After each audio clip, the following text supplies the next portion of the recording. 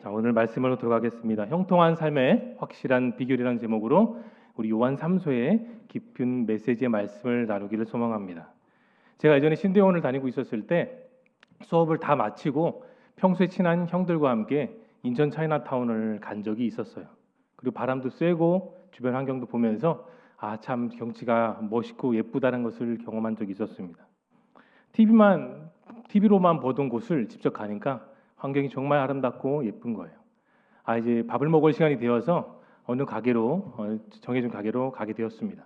근데 가게 가기 전에 가게 바로 앞에 빵을 파는 거예요. 그래서 형들과 함께 제가 형 사겠습니다 하고 빵을 하나씩 사서 먹었습니다. 크기는 되게 크고 참 먹을 것이 많을 거라 생각을 했는데 딱 씹는 순간 안에 아무것도 들어있지 않았습니다. 그 빵 이름이 처음 알았어요. 공갈빵이라는 것을. 공갈을 당했던 좀 그런 느낌이 있었습니다. 그래서 그런 좀 아쉬운 기분을 두고 그 유명한 짜장면 집을 들어갔죠. 딱 벽을 봤는데 유명한 연예인들이 많이 와서 홍보하고 사진이 많이 있는 그런 곳이었습니다. 설레는 마음으로 형들과 함께 짜장면을 형들은 보통 시키고 저는 많이 먹어서 꽃배기를 시켰죠. 좀 몇 분 있다가 짜장면이 탁 나왔습니다. 근데 기대했던 것과 다르게 맛은 너무나도 평범했고 양도 너무 평범해서 좀 실망스럽습니다. 식전에 사 먹은 공갈빵의 크기나 또 유명한 연예인들이 찾아오는 맛집이라고 해서 갔는데 그 겉모습은 정말 화려하고 참 멋있었습니다. 하지만 실제로 먹고 난 이후에는 마음의 실망감이 좀 들게 되었죠. 근데 여러분 이런 경험은 저뿐만 아니라 인생을 살아가는 모든 성도님들도 다 비슷한 경험이 있을 거라 생각해요. 한번 예를 들어 보겠습니다. 보통 여름철에는 먹는 과일 중에 하나 뭐죠? 가장 큰 워터멜론이 그쵸? 수박. 수박을 통통 들기고 또 줄기를 보고 이게 참 맛있을 거야라고 생각해서 사왔는데 집에서 칼로 딱 열어봤을 때 어떨 때는 하나도 안 익어서 먹지도 못하고 다 버릴 때도 있는 경우가 있어요. 또 겨울 같은 경우는 밀감이라는 것을 우리가 귤이라고 해서 사 먹죠. 그 현장에서는 박스를 열어보면 참 튼실하고 다 달고 그래서 살려고 했는데 막상 다른 박스를 갖고 왔을 때 중간에 상한 것도 있고 참 볼품없는 것들도 있는 것을 발견합니다.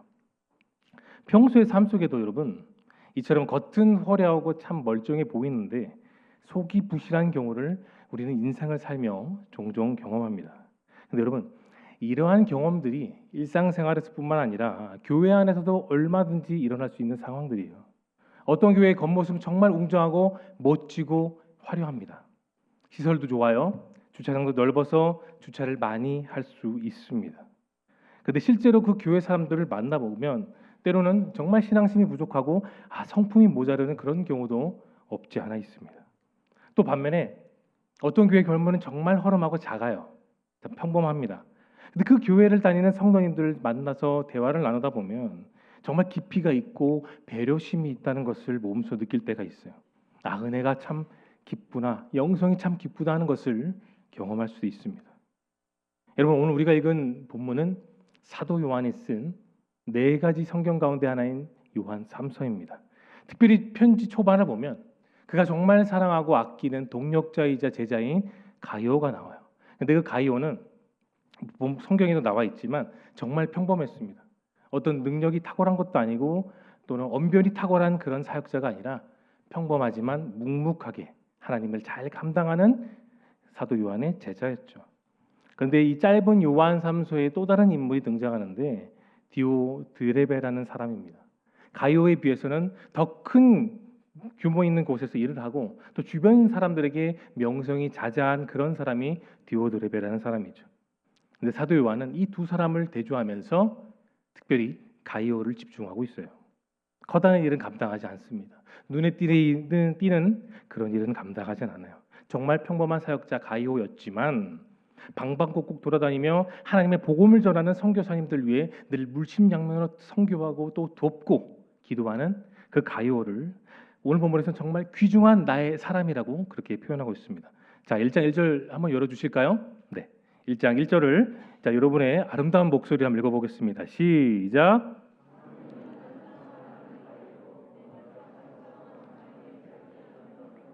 네, 그렇습니다. 사도 요한은 가요에게 편지를 하는데 형식적인 편지가 아니었어요. 마음을 다하고 사랑을 다하고 정성을 다하는 한자 한자의 정성 담긴 손편지를 쓴 거예요. 가요의 사역도 쉽진 않았지만 그럼에도 그는 힘겨움 속에서도 주변의 많은 선교사님들을 헌신하며 기도하고 또 도왔습니다. 그래서 요한은 그 내용을 잘 알고 있기 때문에 1절에서 내가 정말로 사랑하는 가요에게 라고 편지를 그렇게 시작했던 거죠. 그가 지금 가요를 얼마나 사랑하고 또 얼마나 존경하는지를 우리는 1장 1절을 통해서도 쉽게 알 수 있습니다. 사랑하는 성도 여러분, 보통 내가 정말 사랑하는 사람들에 대해서 이런 표현이 있어요. 내 눈에 넣어도 아플까요? 아프지가 않다고 하죠. 바로 사도 요한이 그랬습니다. 가요가 내 눈에 넣어도 안 아플 만큼 정말 소중하고 귀중한 존재라는 사실이었죠. 믿음을 나눈 형제, 예수님의 사랑을 나눈 형제였기 때문이었습니다. 우리는 인생을 살면서 정말 수많은 많은 사람들을 만납니다. 그런 만남에는 여러분 인연도 있고요. 그런 만남에는 아쉬운 헤어짐도 있죠. 많은 사람들 중에 함께하는 그런 사람들 가운데서 친해지고 또 가까워집니다. 그런데 헤어지고 눈에서 멀어지면 내 마음에서도 멀어지는 경우들은 얼마든지 있어요. 하지만 그런 사람들 가운데 나에게 잊혀지지 않는 그런 믿음을 전해주고 기도해주고 응원해주고 도와주는 그런 분들은 아무리 먼 곳 지구 반대편에 있다 할지라도 계속해서 생각이 나는 법입니다. 그래서 그런 분들을 위해서 늘 기도하게 되는 게 우리의 마음이에요. 그것은 마치 눈에 넣어도 아프지 않는 내게 정말 소중한 동력자이자 믿음의 형제 자매이기 때문입니다.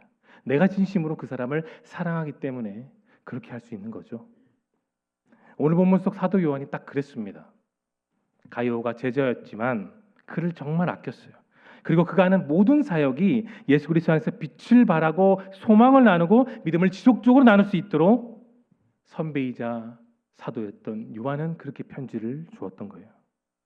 진심을 다하는 마음을 우린 1절과 2절을 통해 다 알 수가 있습니다. 여러분 성경에 나오지 않지만 제가 이 본문의 말씀을 묵상하면서 그런 생각이 들었어요. 사도 요한은 가요를 정말로 아꼈습니다. 그리고 정성껏 가르쳤을 겁니다. 가요의 마음에 자신의 생각이 아니라 하나님의 사랑과 믿음과 말씀이 나이가 먹어서 육체가 자라나는 것처럼 그렇게 영적인 신앙의 성숙을 위해 물심양면을 그도 그렇게 도왔던 겁니다. 이런 만남의 관계는 어떨까요? 흔들리지 않죠. 아무리 멀리 떨어져 있어도 하나님의 사랑으로 맺어져 있기 때문에 끈끈하게 맺어져 있습니다. 요한과 가이오를 예수님께서 사랑으로 연결해 주셨기 때문이에요. 그래서 서로가 서로를 잊지 못합니다. 우리 2절의 본문을 한번 열어주시면 2절에서는 사도 요한이 어떻게 편지를 하는지 우리 함께 읽어볼까요? 시작. 사랑하는 자여 내 영혼이 잘된 같이 내가 범사에 잘되고 강건하기를 내가 간구하노라. 우리 이 말씀은 많이 암기하는 암송 구절이기도 하죠. 요한은 계속해서 가요에게 가요여 내가 당신을 정말 사랑합니다 라고 합니다. 사랑하는 성도 여러분, 예수님께서 우리들에게 주셨던 그 불려지는 호칭 가운데 어떤 호칭이 가장 아름답고 멋진 호칭일까요? 저는 이미 여러분께 답을 드렸습니다. 정답은 제가 이 말씀을 묵상하면서 느꼈던 가장 훌륭하고 가장 아름다운 호칭은 사랑하는 누구누구여라는 표현입니다. 이것은 이 세상을 사랑하는 모든 성도들에게 하나님이 주신 최고의 호칭이라고 저는 믿습니다. 헤르만 헤세의 책에 헤세의 사랑이라는 구절에 이와 같은 비슷한 내용이 있어서 여러분께 소개해드리고 싶어요. 한번 잘 들어보십시오. 가장 사랑하는 사람을 가장 잘 안다. 사랑하는 것과 알게 되는 것은 같은 것이다. 가장 사랑하는 사람을 가장 잘 안다는 것은 분명한 사실이다라고 헤르만 헤세는 그렇게 표현했습니다. 여러분, 가장 잘 알기 때문에 누구보다도 가장 이해할 수 있어요. 가장 사랑하기 때문에 내가 누구보다도 그 상대방을 잘 알아요. 그러나 동시에 가장 잘 알고 가장 사랑하기 때문에 우리는 서로가 조심할 것도 있습니다. 아는 만큼 더 챙겨보고 살필 줄도 알아야 되고 또 그만큼 사랑하기 때문에 배려하고 존중할 수 있어야 되는 것이죠. 그만큼 내가 상대방을 사랑하기 위해서는 내 사랑하는 마음으로 바라보고 말하고 축복하고 너그러운 마음이 필요한 것입니다. 오늘 본문에서 요한은 그렇게 가이오에게 사랑하는 자여 말했을 때에 이미 가이오는 축복받은 사람이 되었어요. 여러분, 내가 다른 사람들에게 대해 사랑하는 마음, 베품, 너그러운 마음, 그리고 나가 축복하는 마음은 교회 안에서뿐만 아니라 여러분의 평생에 더 많은 생활을 하는 일상생활에서 그런 표현을 할 수 있어야 되는 것입니다. 신약시대 때 살았던 예수님이 그러셨어요. 예수님은 성도들에게 다른 사람들에게 복을 위할 때 그 복을 받은 상대방이 받을 만한 자격과 그릇이 되면 기도하는 대로 복이 나타난다고 분명히 성경 말씀에서 말씀하셨습니다. 내가 다니고 있는 교회이든지 또 가정이든지 나의 말이 닿는 곳곳마다 축복하는 여러분 모두가 될 수 있기를 예수님의 이름으로 축복합니다. 사랑하는 누구누구여, 당신이 정말 하나님의 기쁘신 축복을 정말 날마다 받기를 마음과 고백을 통해 그 표현을 통해 그것이 다 하나님께 영광 돌린다는 사실을 믿으시기를 예수님의 이름으로 축원합니다. 그만큼 우리는 인생을 살면서 많은 사람들에게 축복을 표현할 수 있어야 돼요. 예수님이 그렇게 하셨기 때문이에요. 너는 나에게 본받으라고 말씀하셨던 그 이유가 무엇입니까? 만나는 이들에게 말씀을 전하시면서 늘 예수님은 사랑을 전하셨습니다. 그냥 머리에 두는 허성적인 사랑이 아니라 내가 피부로 느끼고 내 눈으로 볼 수 있고 내 입술로 표현하며 내 마음으로 느낄 수 있는 사랑의 표현을 예수님이 33년간 하셨던 거예요. 그래서 우리가 본받을 수 있는 겁니다.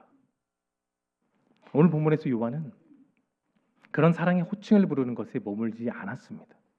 진심으로 사랑하는 가이오에게 영혼이 잘 되기를 축복했습니다. 여러분 거기에 주목을 하십시오. 요한은 사람의 영혼이 하나님께 있어서 얼마나 값진지를 지금 표현하고 있습니다. 물론 우리는 영혼과 함께 육체를 소유하고 살고 있어요. 육체가 건강하고 튼튼해야 당연히 영혼도 건강해지는 법이죠. 맞습니다. 그런데 여러분 육체 못지않게 중요한 것은 영혼이에요. 더 엄밀히 우선순위로 말하자면 육체보다는 영혼입니다. 영혼이라는 것은 모든 사람에게 있어서 내면이기 때문이죠. 나의 가치를 정말 잘 보여주는 것, 그게 영혼이기 때문이에요. 그런데 그런 영혼이 병들게 되면 육체도 힘들게 되고 결국은 아무 소용이 없게 되는 겁니다. 영혼이 시들시들해지면 나의 정신만도 무너지고 결국 여러분 육체도 무너지게 되는 것이죠. 이것을 너무나 잘 알았던 사도 요한은 가이오에게 그의 영혼이 정말 잘 되기를 축복했습니다. 나뿐만 아니라 우리 주변의 성도들, 내가 사랑하는 가족, 지인, 친척 그리고 내 마음에 품고 있는 소중한 배신자들에게 그들의 영혼의 복을 축복할 때 우리의 삶의 축복 역시 나타나게 되는 것이죠. 그래서 우리는 하나님의 말씀을 붙들고 사는 거예요. 내 감정대로 하면 교회 나가면 다시 사랑할 수 없을 때도 있습니다. 내 감정이 그럴 수밖에요. 그런데 영혼이 존귀해지게 되면 가치가 달라집니다. 영혼이 존귀해지기 때문에 내 눈빛이 달라지고 나의 언행, 심사 모든 것이 다 예수님을 닮기 때문에 가치가 달라지는 겁니다. 품격이 여러분 달라지는 거예요. 내가 사람 누구누구로 살 때에는 나의 가치가 어디 있는 줄 아십니까? 나의 직장의 위치, 내가 받는 월급, 대인관계 정도, 가지고 있는 집, 차, 재산에 따라 나의 가치는 달라지게 될 수밖에 없어요. 그러나 내가 사람 누구누구가 아니라 예수님의 사람 아무개로 살게 되면 나의 가치는 언제나 최고가 되게 됩니다. 왜 그럴까요? 예수님이 내 안에 계시기 때문입니다. 그 사랑이 내 안에 있기 때문에 나는 언제든지 존귀하고 나는 언제든지 품격이 있으며 나는 언제든지 사랑을 전할 수 있는 거예요. 그 사랑이 내 안에 있기 때문에 내가 존귀하고 여러분 모두가 다 존귀한 것입니다. 오늘 본문에서 사도 요한이 바로 그런 심정으로 한자 한자 정성을 다해 가이오에게 편지를 썼어요. 가이오가 예수 그리스도의 사랑을 통해 존귀한 영혼이 되기를, 존귀한 존재가 되기를, 존귀한 사역자가 되기를 기도하고 바랬던 것이죠. 사랑을 표현하고 더불어 가이오에게 영혼이 잘 되기를 바랬던 요한은 두 번째로 이렇게 말합니다. 범사에 잘 되십시오라고 말하고 있습니다. 물론 우리는 인생 중에 다 예수님을 만났고 영접했고 남다른 간증이 다 있습니다. 그분을 영접하고 이전과 다른 전혀 다른 변화된 삶을 위해서 우리는 날마다 말씀 붙들고 고군분투하고 있죠. 내가 주님을 영접함으로써 나의 병든 영혼과 마음이 다 치유되었고 변화되었습니다. 하지만 여러분, 우리는 영혼을 가진 육체가 있어요. 영혼의 깊은 변화가 있을지라도 현실 속 내 육체의 변화도 똑같이 같이 갈 필요가 있는 것입니다. 그래서 우리는 주님 안에 모든 일들이 잘 될 필요가 있는 겁니다. 그것을 가리켜 만사 형통, 모든 일의 형통이라고 말하는 것이죠. 그래서 내가 좋아하는 일, 자신 일만 뿐만 아니라 모든 일과 모든 상황과 내 삶 속에서 하나님의 전인격적인 형통이 있어야 되는 것입니다. 아주 예전에는 70년대, 60년대는 마음의 상처를 치유하는 일에 그렇게 마음을 두지 않았습니다. 그저 돈을 벌고 잘 살아보세요 새만 운동이 일었던 시절에는 마음의 회복보다는 돈 버는 일에 경제적인 발전에 많은 초점을 두었죠. 근데 이제는 여러분 달라졌습니다. 돈은 버는 것도 중요하겠지만 인생의 가치를 느끼는 것이 필요한 시대가 저와 여러분이 살고 있는 지금의 시대이죠. 좀 더 가치 있는 인생을 살피고 찾고 구하는 시대가 요즘 21세기 시대입니다. 그래서 심리치료, 정신의학, 정신건강 등 마음과 정신치료를 받는 사람들이 정말 우리 주변에 참 많아지고 있습니다. 그런데 여러분, 이미 수천 년 전부터 하나님은 자신의 손으로 지으셨던 사람들을 그렇게 챙기셨어요. 사람에게는 상처가 있습니다. 어느 누구나 마찬가지로 다 사람은 상처가 있죠. 그래서 성경은 상한 심령이라고 표현했고 특별히 다윗은 그런 상한 심령을 자신에게 이입시켰습니다. 저는 어쩌면 다윗의 가장 대표적인 시를 시편 1편이 아니라 저는 시편 51편이라고 생각합니다. 참회의 시라고 표현하는 그의 51편의 시는 눈물 젖은 시이죠. 상하고 찢겨진 심령을 왕인 다윗이 스스로가 감당할 수 없었습니다. 그의 상하고 찢겨진 마음, 왕관을 내려놓고 하나님의 종으로서 또 죄를 지었던 죄인으로서 그는 하나님께 엎드려 고백했던 것이죠. 오직 하나님께서 상한 심령을 치료해 줄 수 있음을 우리는 그의 시편 51편을 통해 알 수 있습니다. 진심으로 사랑하는 성도 여러분, 우리들의 신앙에 나타나는 고귀함은 어디서 나타날까요? 돈을 많이 벌어야 됩니까? 아니면 몇 박 며칠 여유를 갖고 여행을 다니면서 힐링하는 것이 될까요? 과연 우리의 모든 삶 속에서 신앙의 고귀함은 무엇을 통해 나타날 수 있겠습니까?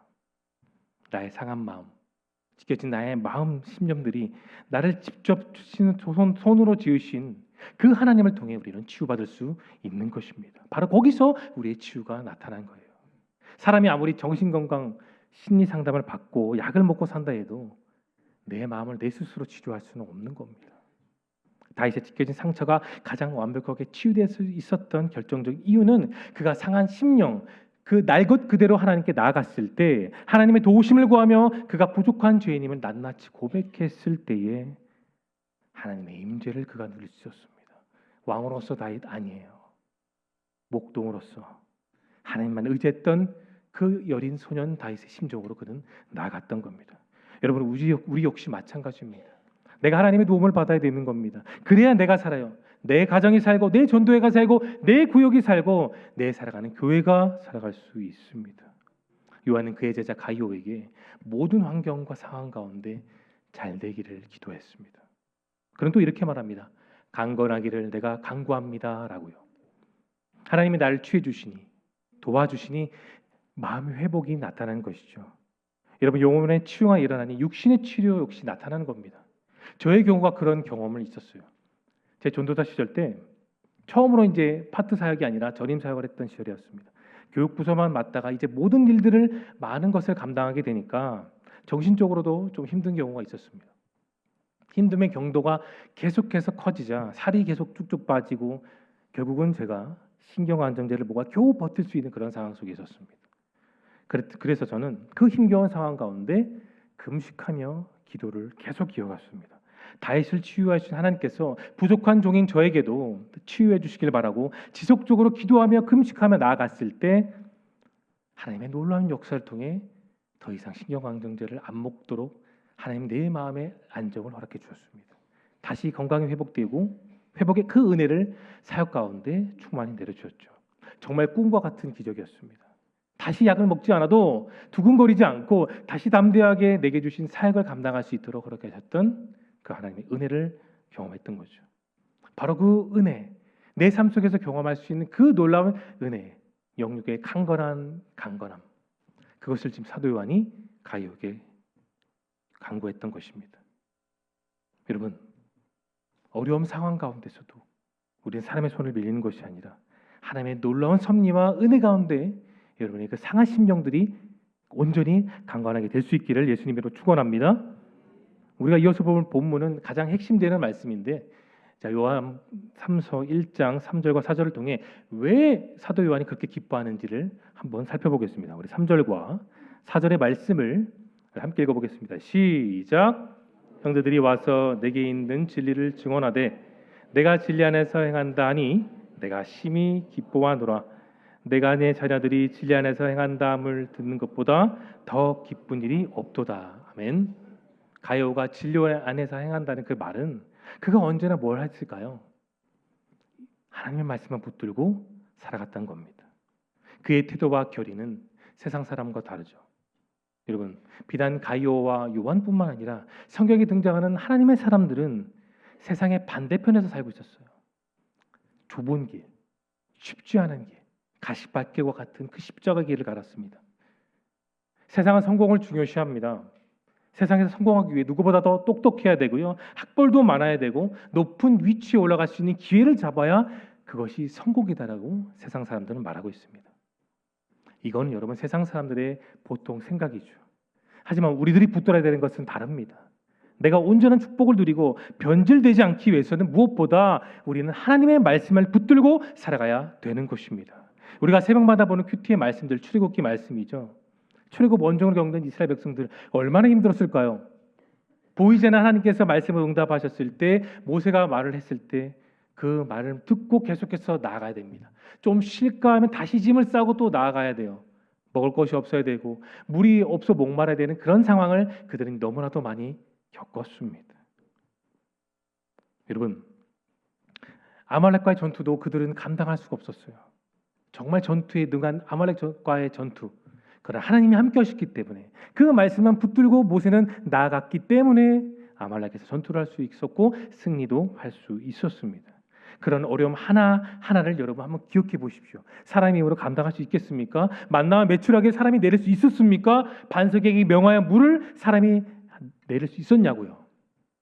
하나님의 사랑이 아니라면, 은혜가 아니라면 출애굽 원정은 임파서블이었습니다. 요수아는 또 어땠을까요? 모세의 뒤를 이어서 그 200만 명이 넘는 사람들을 그가 혼자 이끌어 갔을 때 그는 정말 두려웠습니다. 여호수아에게 있어서 모세는 태양과 같은 존재였어요. 홍해 바다를 갈랐고 반석의 명에 물을 내게 했으며 다양한 이적을 하나님의 말씀을 통해 했던 사람이 그의 선배이자 지도자였던 모세였습니다. 지도자의 교체가 일어났던 그때에 전전긍긍하고 두려움에 쓰였던 그 여호수아에게 하나님은 나타나셨습니다. 모세에게 나타났던 것처럼 여호수아에게 똑같이 나타나셨죠. 지도자로서 처음 섰던 여호수아에게 하셨던 그 말씀이 무엇인지 아십니까? 우리가 잘 아는 말씀이죠. 우리 마지막 말씀인데 함께 읽어보겠습니다. 여호수아 1장 7절과 8절입니다. 우리 큰 목소리 함께 읽어볼까요? 시작. 오직 강하고 극히 담대하여 나의 종 모세가 내게 명한 그 율법을 다 지켜 행하고 우로나 좌로나 치우치지 말라. 그리하면 어디로 가든지 형통하리니 이 율법책을 내 입에서 떠나지 말게 하며 주야로 그것을 묵상하여 그 안에 기록된 대로 다 지켜 행하라. 그리하면 내 길이 평탄하게 될 것이며 내가 형통하리라. 아멘. 우리가 말씀을 깊이 있게 모르면 끝에만 봐요. 내 길이 평탄하게 될 것이고 내가 형통하리라. 아멘. 감사합니다. 우리 보통 그렇게 생각하죠. 그런데 우리는 앞의 말씀을 잘 봐야 돼요. 성경 말씀을 내 입에서 떠나지 말게 하고 늘 붙들어라. 낮이든 밤이든지 묵상하고 따르고 마음에 깊이 새기라. 그렇게 할 때에 너의 길이 평탄하게 될 것이며 너가 형통하리라. 하나님의 사람들, 여호수아뿐만 아니라 하나님의 쓰임을 받았던 모든 성경의 인물들이 다 그랬어요. 말씀 하나 붙들었습니다. 가지고 있는 재산을 붙들었나요? 사람을 붙들었습니까? 무엇을 붙들었습니까? 오늘 말씀을 썼던 사도 요한뿐만 아니라 가이오, 그리고 수많은 성경의 인물들은 다 하나님의 말씀을 붙들었습니다. 여러분 아멘이십니까? 그 말씀이 있는 대로 따라갔을 때 여호수아의 길은 완전히 형통하게 되었습니다. 그저 주신 말씀, 그는 맨손으로 말씀을 붙들었지 창광검을 붙들지 않았어요. 그 말씀 하나만 붙들고 나갔던 겁니다. 8절의 말씀처럼 그렇게 말씀만 붙들고 따라가니 그의 인생의 모든 상황 가운데 하나님의 놀라운 형통하심이 임하게 되었던 겁니다. 여호수아 인생처럼 오늘 보면서 가요 역시 하나님의 말씀만 붙들고 살았어요. 이것이 진리였기 때문입니다. 진리대로 살아야 우물 바로 살려갈 수 있기 때문입니다. 여러분, 가요가 살았던 그 당시에는 철학이 유행했었습니다. 헬라에서 말하고 있는 가장 소중했던 이성을 상징했던 철학, 오직 하나님만 의지하며 살아갔던 지조, 그 뚝심을 나타냈던 가이오는 주변 사람들의 손가락질 받았어요. 왜 그렇게 어리석게 사냐고. 그 유행하고 사람을 존경하는, 가장 존중하는 그 철학을 붙들지 왜 그렇게 어리석은 말씀을 붙드냐고 그런 조롱을 받기도 했었습니다. 철학을 숭배하며 추종하는 이들이 넘쳐나는 그 세상 가운데, 철학이 전부라고 맹신했던 그 세상 가운데 홀로 서 있던 가이오는 어땠을까요? 그는 흔들리지 않았습니다. 지조 있게, 뚝심 있게 하나님의 사람으로 성경만 붙들고 끝까지 살았습니다. 사람들에게 별 인기 없고 참 어리석게 보였던 말씀이었지만 그는 그 말씀만 붙들고 주어진 사명을 감당했던 것입니다. 사랑하는 성도 여러분, 우리들은 성경 하나만 붙들고 사는 것보다 더 중요한 것은 없습니다. 성경 외에 내가 바라보고 의지하고 소망을 품는 것은 없습니다. 절대로 없습니다. 성경 하나밖에 우리가 의지할 것은 없는 것입니다. 성경보다 위대한 것 없죠. 진리도 없습니다. 성도의 품격을 주는 것도 성경밖에는 없는 것입니다. 여러분, 70년대, 80년대 기억하십니까? 교회를 부흥을 일으켰던 그 붐시대. 근데 여러분, 다양한 행사를 했던 것도 아니었어요. 유명한 것들 했던 것도 아니었습니다. 가장 중요한 거 무엇인 줄 아십니까? 성경으로 돌아가는 것이었습니다. 70년대, 80년대 그 교회 부흥을 일으켰던 가장 중요한 진리는 성경 말씀을 붙들어라 하나였습니다. 교회가 무엇을 붙들었습니까? 빌리그레암 목사님을 붙들었습니까? 누구를 붙들었습니까? 오직 예수 그리스도 한 분만 붙들었습니다. 하나님의 말씀을 붙들고 살아갔을 때, 그 말씀만 의지하며 살아갔을 때 한국의 뜨거운 복음화가 파도처럼 일어났던 것이 70년대와 80년대예요. 저는 아직 늦지 않았다 생각합니다. 그때나 지금이나 여러분, 시대만 바뀌었습니다. 교회를 섬기는 성도들의 그 신앙과 눈물과 헌신은 똑같다고 저는 생각합니다. 오직 하나님 말씀만 붙들고 진리를 붙들고 승부를 걸 때 우리에게 맡겨진 사명을 통하여 하나님은 역사하여 주십니다. 이 중요한 일들을 우리가 계속해서 그 믿음의 선진들을 본받아 감당하리라 저는 믿습니다. 우리가 살아가는 세상 사람들, 소위 잘나가고 힘 있는 사람들을 여전히 추종합니다. 무엇인가 잘난 것이 있어야, 특출한 것이 있어야 인정받는 시대가 우리 시대이기도 하죠.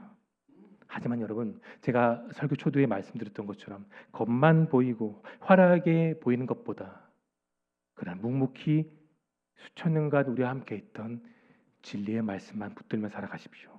오늘 요한은 가이오뿐만 아니라 이 시대를 살아가는 모든 성도를 향해 말합니다. 저 또한 여러분들에게 말씀드리고 싶습니다. 사랑하는 성도 여러분, 모든 삶 속에서 항상 주 안에서 잘되고 형통하고 평안할 수 있기를 소망합니다.